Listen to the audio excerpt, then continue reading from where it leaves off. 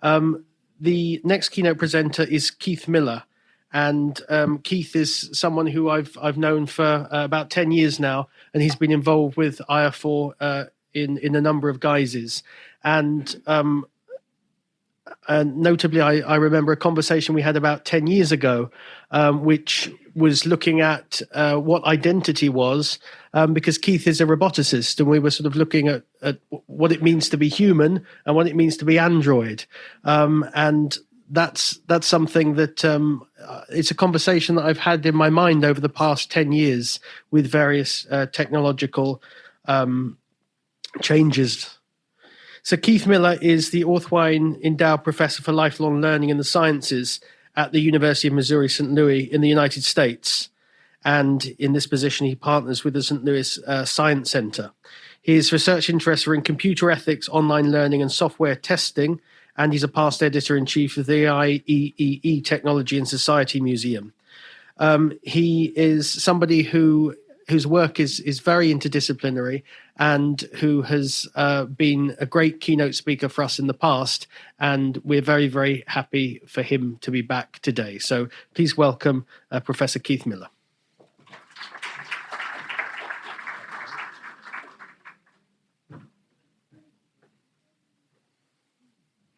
Thank you for that gracious introduction. I'm going to have that photograph replaced.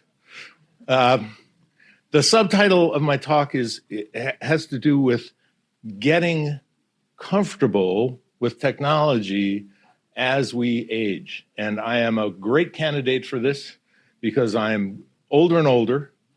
And I'm also professionally interested both in technology.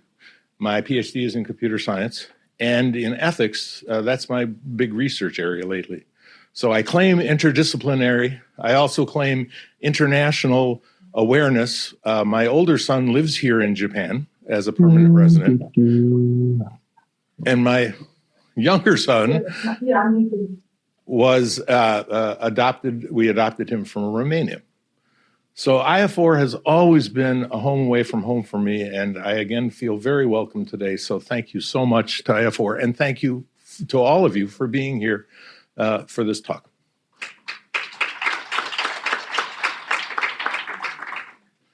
So I'm going to pause now and then to hear from you. I have great respect for people who come to IAFOR from all over the world, and I'm interested more in hearing from you than I am from myself. So at various points, we're going to put a microphone out there. You're going to talk to each other, and I want us to listen to your comments about some of the ideas I'm sharing with you today. So I'm going to start off saying anybody who puts AI, by the way, thank you, Dr. Hessler. I will try to remember not to use jargon without defining it. AI stands for artificial intelligence. So when I say AI, and I'll use that a lot, I mean artificial intelligence. But an interesting question is, what do I mean when I say artificial intelligence? It turns out that it's not very well defined. So anyone who stands in front of you and tells you that they are going to speak about artificial intelligence doesn't quite know what he or she is talking about. And I number myself among these people. So let's take a look at some of the ways people have tried to define artificial intelligence. This comes from IBM. And it says, technology that enables computers and machines to simulate human intelligence and problem-solving capabilities. What's wrong with that? That sounds pretty erudite. And by the way, lots of different definitions. That's what happens when you don't have an authoritative single definition. Lots of different definitions, but they all seem to emphasize this idea of making computers appear to be acting human, or making computers appear to be solving problems, or in some cases even appear to be conscious. Big problem with that is we don't know how to define any of those things for humans. Try it yourself. What is human intelligence? What is human problem solving? What is consciousness? These are all very contentious debates, both in cognitive science and in psychology. And if we can't say what it is for humans, how can we then use that to define what the machines are doing? We have to go back to 1956 to see where this problem started. But I'm going to quote a software engineer named David Parnas, and he said, We call something artificial intelligence when we don't know what we're doing. And when we figure out how to do it well, we just call it engineering. I'm not quite as cynical as that. I think there is a kind of a niche that we now call artificial intelligence that is somewhat vaguely identifiable, but I think he's not that far from the truth. Anyway, this goes back to 1956. He's just slightly older than I am, younger than I am, excuse me. Been a while since I thought about this. At Dartmouth, they had a summer research project, and they said it was on artificial intelligence, and that's the first historically recorded use of the term. So you can blame these guys for any confusion we have. By the way, speaking of diversity, I don't know if you can see it in the back, but there's a whole bunch of old white guys, okay? And artificial intelligence, I might add, has had a problem with this kind of thing, with a focus on, old and now younger white guys. It really is a problem with the entire field, but we're not going to talk about that. So many of them were aging when this happened. So aging in AI started here too. But they kind of thought they knew what they were going to talk about, but they also knew it was new, and they also knew that it was going to go places. And they were right about that, but they weren't right about how fast it was going to go, because it's taken quite a while for people to kind of catch up with these ideas, and for the ideas to catch up to the hype. A whole nother talk is about AI hype, booms and busts. We're in the middle of a boom, and the people who like AI think it's going to last forever, and maybe, we'll see. If you're into computer science or electrical engineering, you'll recognize some of these names. Some of these are very big names in my field where I have my PhD. Okay, so I would like you to talk for approximately 2 minutes. We don't have forever here. Approximately 2 minutes to your one or two of your neighbors about these two questions. Have you heard much about artificial intelligence, that is AI, lately? And how, if at all, has AI affected your personal life? Go. Okay, you're having way too much fun. Is somebody willing to tell us about something? Attention. Is someone willing to tell us not about your own answer to one of these questions, but someone else's answer to you about these questions? If raise your hand, we'll give you a microphone for. There we go.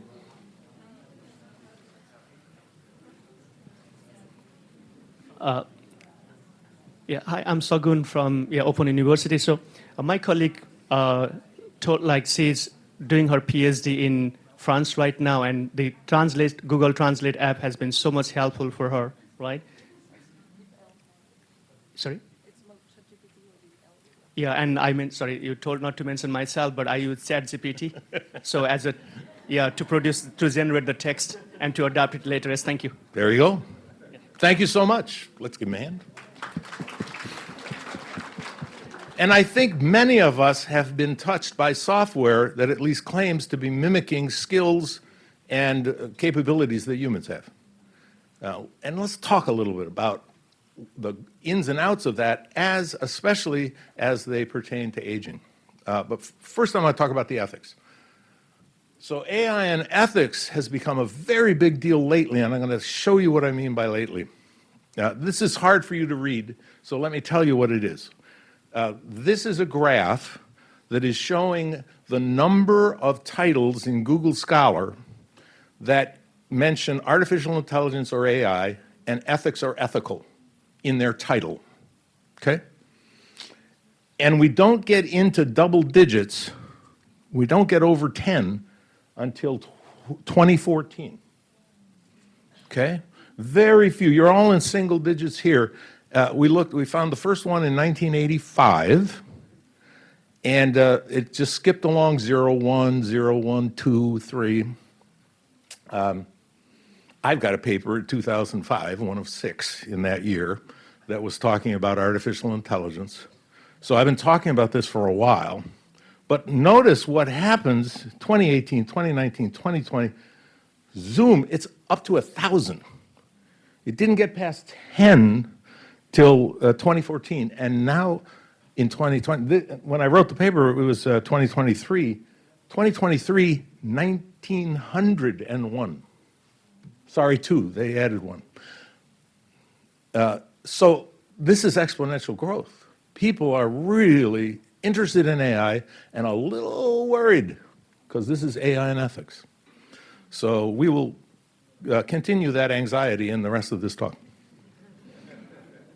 Why is AI such a big deal all of a sudden? There are probably lots of different reasons, but one of the big reasons, most people agree, is this piece of software, right? And according to Wikipedia, by January 23, it was the fastest growing consumer software application in history. And its owners made a lot of money, okay? They're still making a lot of money.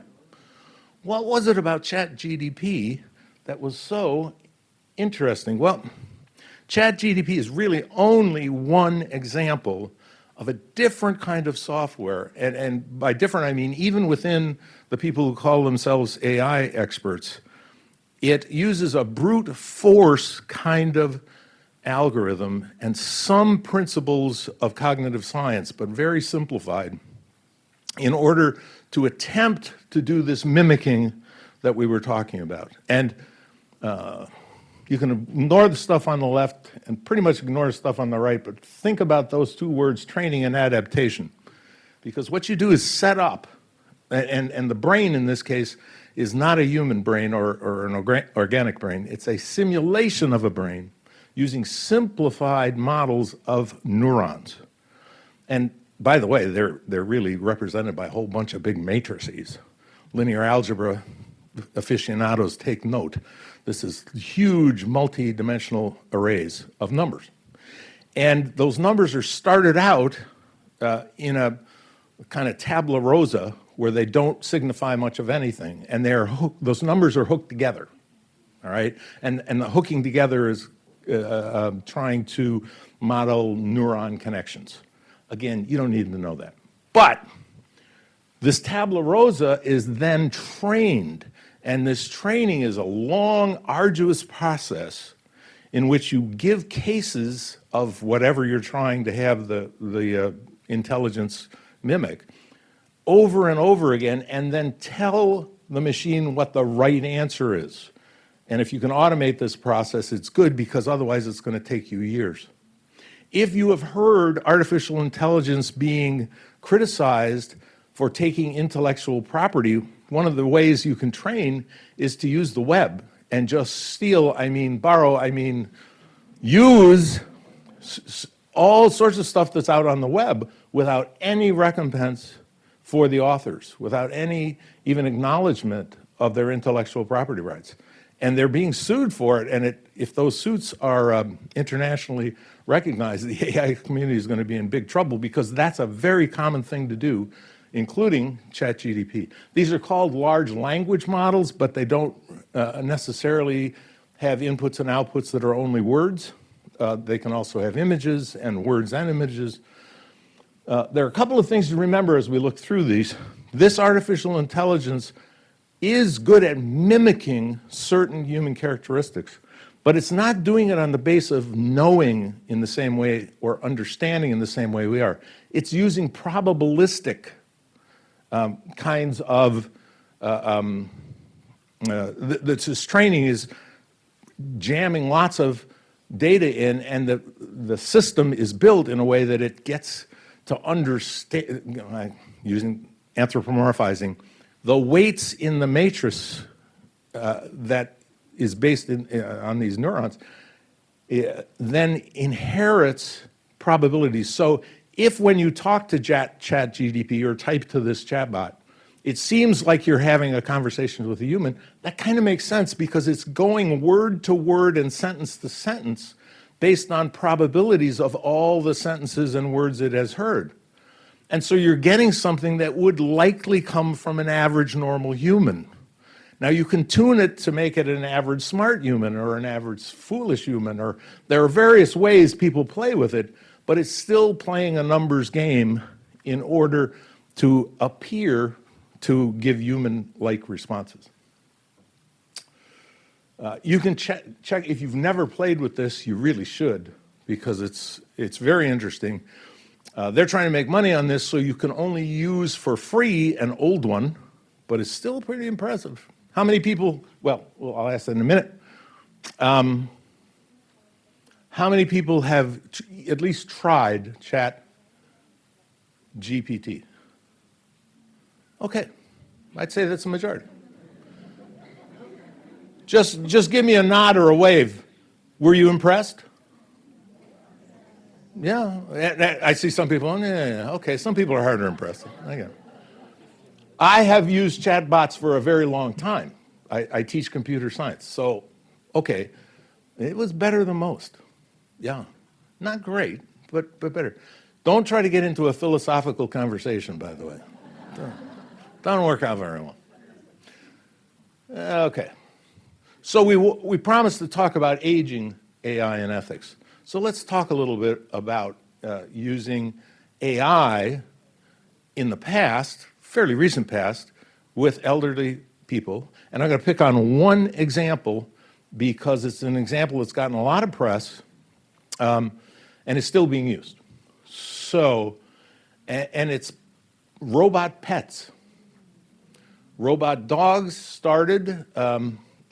Japanese companies are very good at these robots, and they had a couple of these, and they weren't necessarily designed for elderly people, but it caught on very quickly with elderly people. And for one of the big reasons is that you don't have to feed them, and they don't make a mess. And that turned out to be very handy. Okay. Some people also say elderly people were, first of all, bored with what was going on or not going on, and this was a distraction.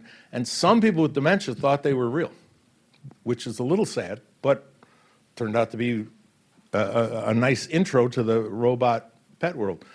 The robot dogs were successful with elderly people. And we're talking about thousands of units sold, and sometimes in a batch to nursing homes. Then Paro came along, and this is a pet that is much more expensive, and they're hard to get. For this talk, I went out on the web, and 6,000 pounds in the UK, and 4,500 in the US, and they were both sold out. So I'm sorry, I was going to bring one along, but they don't pay me nearly enough for this keynote to buy one of these. A friend of mine gave a talk at a college when these were less expensive and newer, and he was talking about this is just a machine, it's not really. And then he passed it around, and the college students were just stroking it and thinking, oh, how lovely.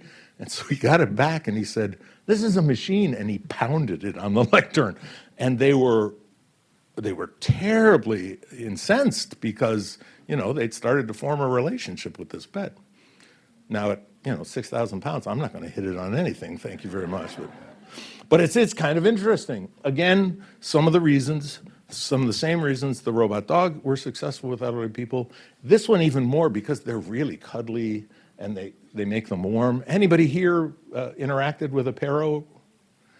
Would you agree that they're pretty cuddly? They're really good weight as well, so really comfortable with people if they have a dementia, feeling lonely. It's fantastic too, but it's so expensive. Yeah. Thank you. So it's interesting, right? Well, I promised you some ethics, so I'm going to give you what I think is maybe the number one tip when I'm talking to people about analyzing an ethical situation, and that is identify the stakeholders. To whom does this matter? Who makes decisions? Who might be affected by the decision? Who gains? Who loses? And these gains and losses can be potential, like risks and opportunities as well. So you guessed it, you're going to talk about this for 2 minutes. When you think about robot pets for the elderly, who are the stakeholders? Who gains or loses, and are there new risks? Are there new opportunities? Go. So again, may we have a volunteer to talk to the whole group about your ideas about some of these questions having to do with AI. In this case, the AI, by the way, doesn't mimic humans, it mimics animals, but it's still called artificial intelligence. A volunteer, please raise your hand, we'll get a microphone to you. We have somebody right up here up front.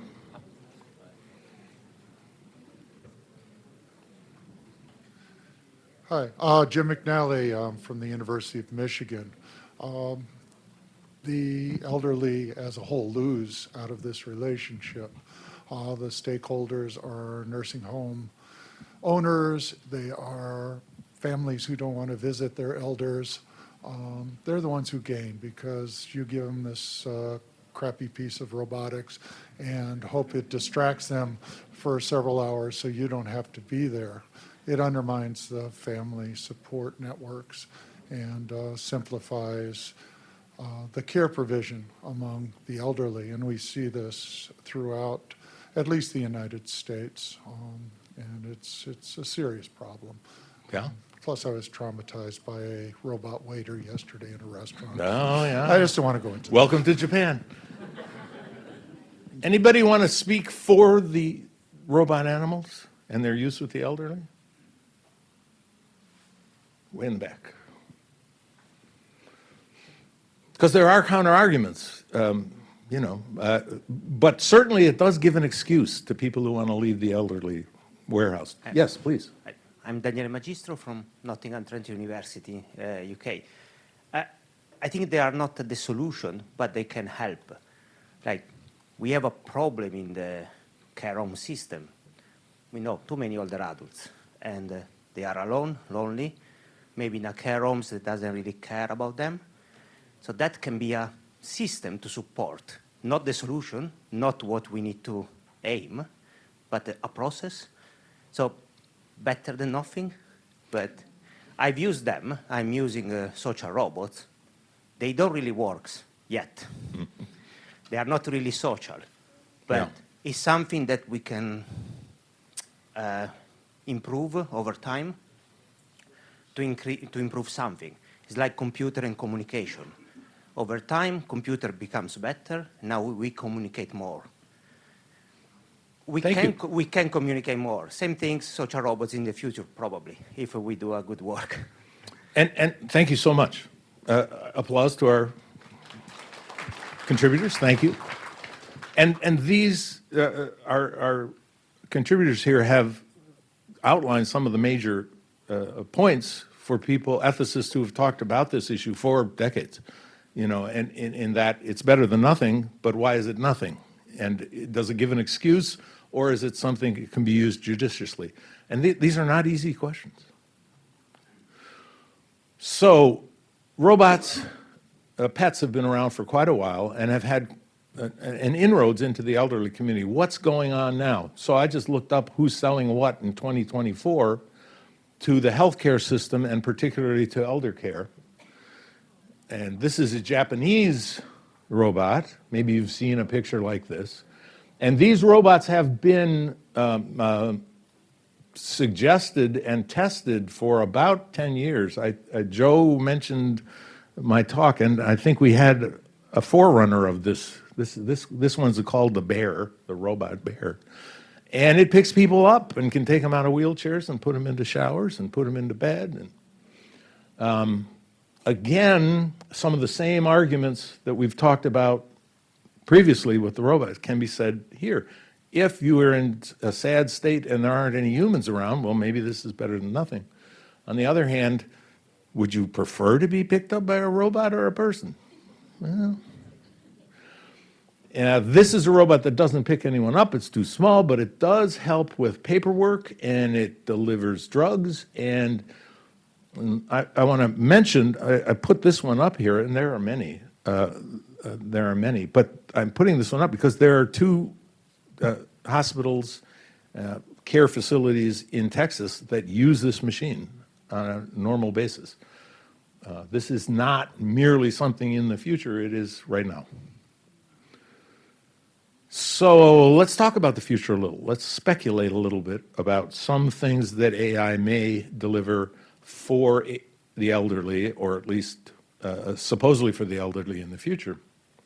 So this isn't real. This is just an image. But it is real that robot companions are being planned. And robot companions are often talked about for children, but people are very sensitive about that, or the elderly. Not that many adults are clamoring for their own little robot companion.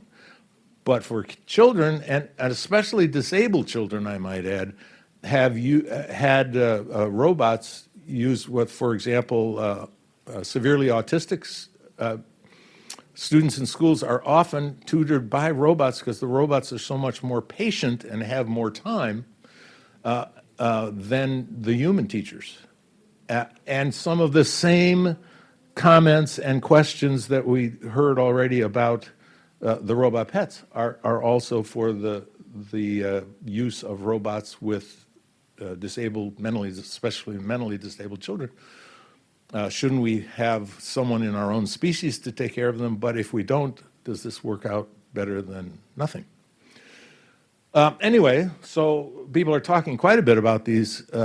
What would the characteristics be? And they always will have artificial intelligence because you want them to mimic people. I should add that not too far from here, Hiroshi Ishiguro has been working on lifelike robots for many, many years and is one of the most successful in, it's not Osaka? Yeah, Osaka University. And so we're very close to an epicenter for robots as we speak here. This was a 2012. I don't know if you recognize it. It's Robot and Frank, about a robot companion. It was supposedly slightly in the future. And the human was a thief and convinced the robot to help him in his thievery. And it brings up some interesting ethical questions about who is responsible for the behavior of robots. And some of us have been writing about this for a very long time. One of the quirks of the artificial intelligence that's being touted is that you can program those computers to remain learning after they have been deployed. So if I'm building a robot and I put a particular kind of AI into its innards and I let it go, I deploy it into the world, there are some programs that say, not my fault what it learns to do. And this issue is starting to be litigated. Who's responsible for a semi-autonomous machine? So in 2012, science fiction writers were thinking about this. As the machines get more and more capable, more and more sophisticated, the rest of us have to think about it too. I'm just curious. If you were, like me, getting old and you were lacking sufficient human stimulation, would you like an AI-driven robot companion? Show of hands, please. I want to play around with it a little bit.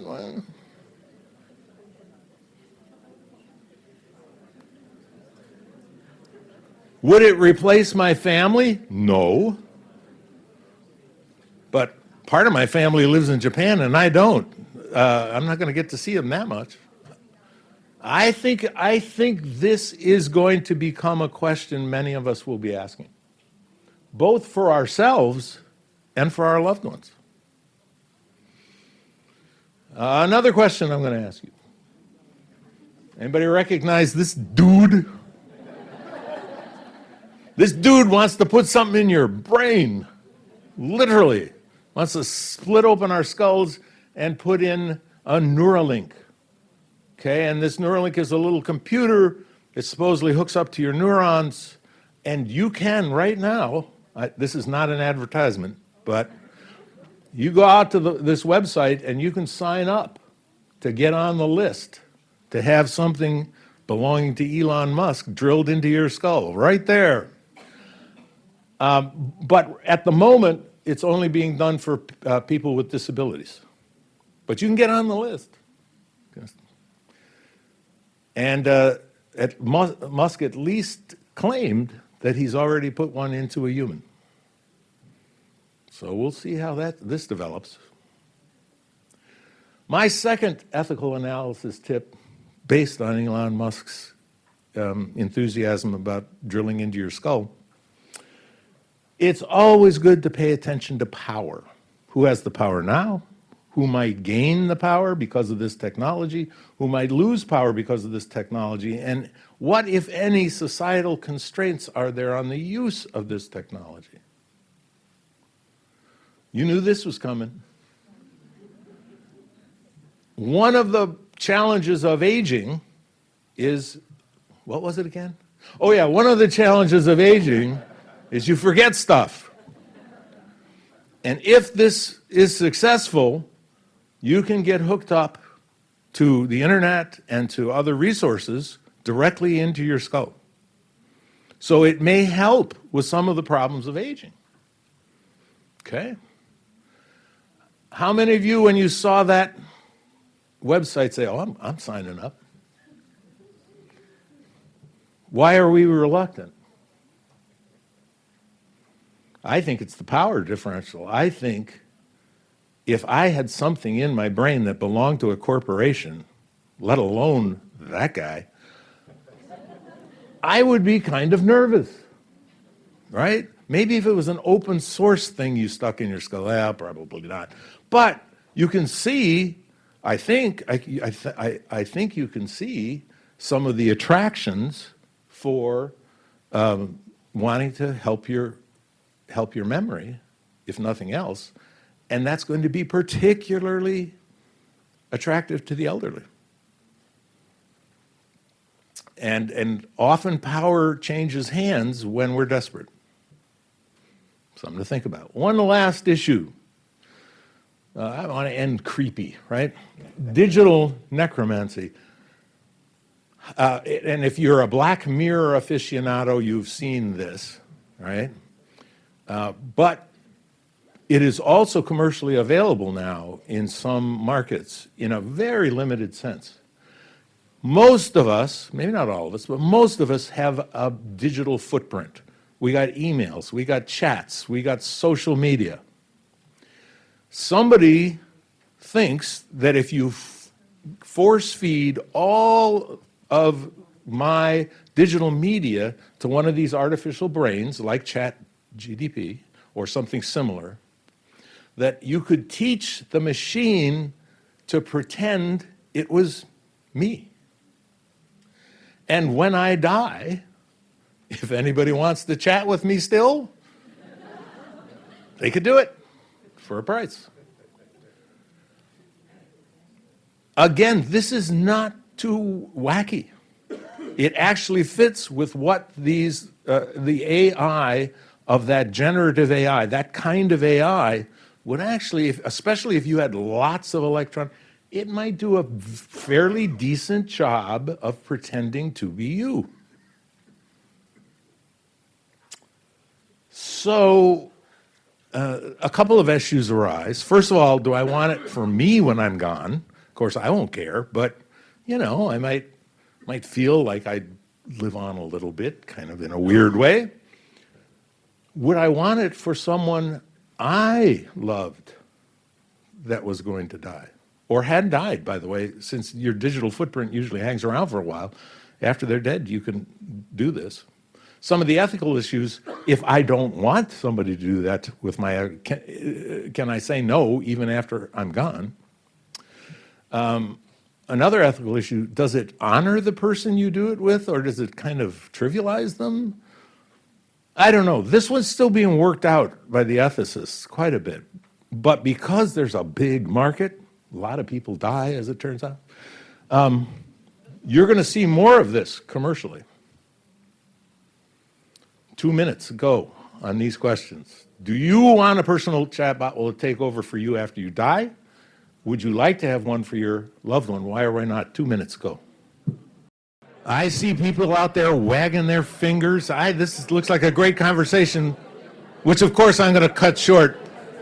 Somebody want to talk to us about their feelings about digital necromancy? Raise your hand, please, if you're willing to share with the rest of us. Please, someone bold, and there we go.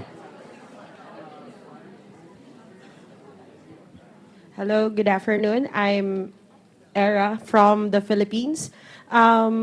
I think my answer is both no, because I don't want to be replicated, being a selfish person.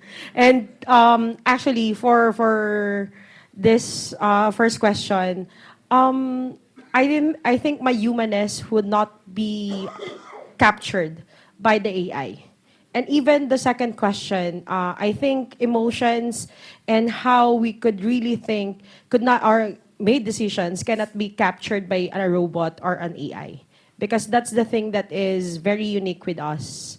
And even if you go base it on science and biology, they are always saying that every species is different.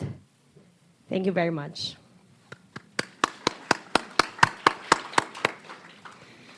Yeah, one of the things that I've decided through my work in computer ethics is that I am kind of fond of our species, as opposed to, and so no matter how sophisticated the machines get, it's not our species, you know? Now that may seem prosaic and small-minded, and it doesn't mean I couldn't have a good conversation with an excellent advanced robot. I think I might someday. But it's not the same species, and we ought to keep that in mind. And I'm going to make one last pitch. When you go to a supermarket or McDonald's or a drugstore, and you have the choice between checking out with a human and checking out with a machine, and most of us face this choice, go for the human, okay? I'm dead serious. They're taking over a lot of jobs, a lot of good jobs. My younger son is mentally disabled, but he's high functioning, and he can do grocery. He can be a grocery clerk. But that job, you know, there's few and fewer of those jobs. And I think that's one of the ways in which we can say, I'm a human and I'm for humans. The slide that talked about power, corporations love robots and AI and machines because robots don't unionize, robots don't need bathroom breaks. I'm dead serious. They don't have retirement plans. All of those are good things for humans, good thing for our species. Corporations aren't that interested in our species. Let's us be interested in our species. So remember, next time you're at a grocery store, unless the line's really long, don't use the robot. Use the human. Thank you.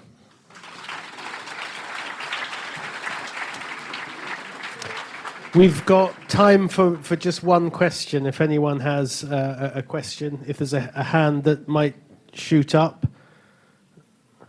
If not, then... Oh, please, just one. You've already had a question. I feel terrible if there are no questions. We've got. There we go. Okay, we've got a question. Thank you. Bless you. Hello, I'm Asha from India, and I'm an HR professional. So my question is also more related to, behaviors and emotions. You asked a very interesting question on whether I'd like myself to be, become a GPT after I go. You know, when I think from my mind, my children today have a lot of questions. I'm sure they will miss me. And maybe if I fed all my communication into a bot or something, it might be helpful for them. But on the other hand, I think when you look at it from the emotional perspective, I would really feel bad if they missed me every time they saw a response from me, right? Rather than saying, okay, fine, she's not there anymore, and we can move on. So I'd like to know if any of these aspects have been thought about in the research that you do. Oh, absolutely. By the way, thank you very much. Excellent question. And the answer is yes, people have thought about that. And there's also, they're very strange when people talk about ethics, and one of them is deontological and has to do with respecting human where they're at, and there's the utilitarian who gains and who loses. And in both of those traditions, the exact questions you were asking, is it really better for them to kind of hang on to my memories with it, rather than other people say, you know, ideally I'd like them to think about me and not kind of have this weak sauce that's kind of me. And so I do think there's quite a bit of philosophical support for exactly what you're saying. Yeah. By the way, I don't think that will stop this from being commercialized. I think you'll see a lot of this.